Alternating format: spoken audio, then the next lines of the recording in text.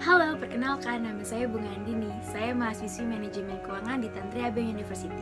Oke, kali ini saya akan menjelaskan tentang dimension of culture dari negara Ukraina. Yang pertama adalah jarak kekuasaan. Negara Ukraina mendapatkan skor 92, adalah negara di mana pemegang kekuasaannya sangat jauh di masyarakat. Ukraina menjadi negara terbesar di Eropa dan menjadi bagian dari Uni Soviet selama hampir 1 abad. Ukraina berkembang sebagai negara yang sangat terpusat. Perbedaan antara orang yang kurang dan orang yang lebih berkuasa mengarah pada pentingnya simbol status.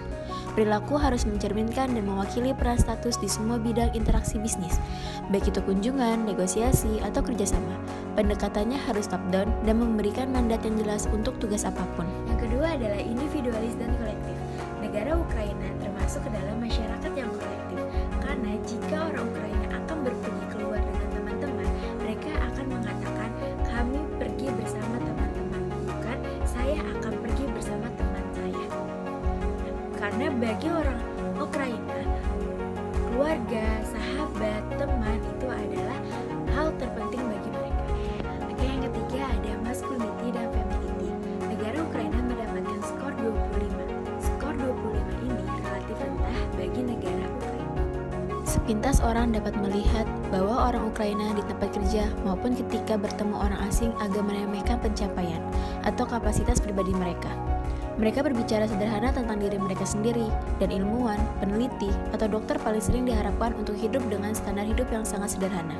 Perilaku dominan mungkin diterima ketika datang dari bos, tetapi tidak dihargai di antara rekan-rekannya.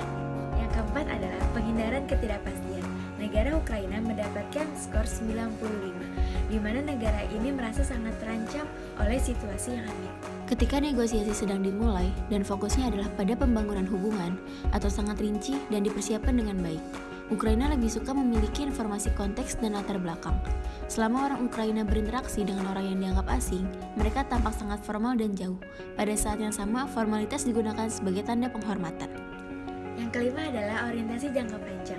Ukraina mendapatkan skor 86, di mana budaya Ukraina adalah budaya yang sangat pragmatis. Dalam masyarakat dengan orientasi pragmatis, orang percaya bahwa kebenaran sangat bergantung pada situasi, konteks, dan waktu. Mereka menunjukkan kemampuannya untuk menyesuaikan tradisinya. Untuk mencapai hasil yang kuat, mereka sering menabung dan berinvestasi, hemat, dan ketekunan. Yang terakhir adalah kesenangan. Sifat budaya Ukraina yang terkendali mudah terlihat melalui skor 14-nya yang sangat rendah pada dimensi ini. Masyarakat dengan skor rendah dalam dimensi ini memiliki kecenderungan untuk bersikap sinis dan pesimis.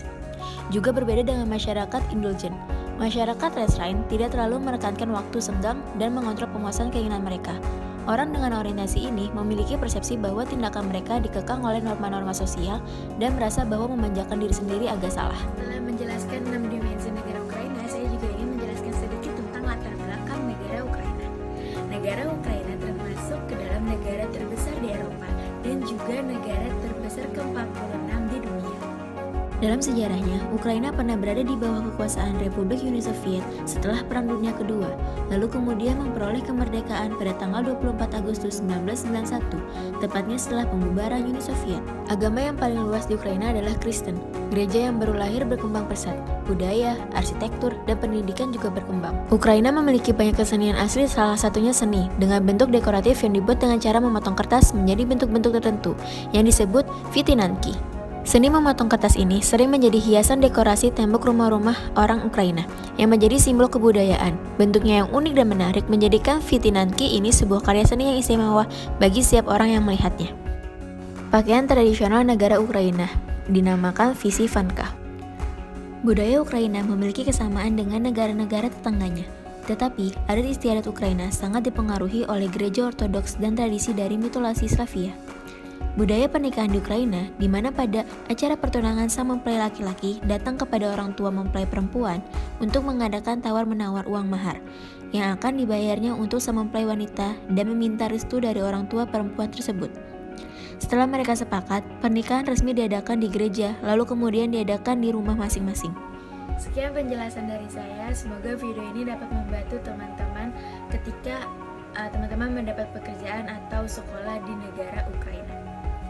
Mohon maaf apabila ada kesalahan dan sampai jumpa.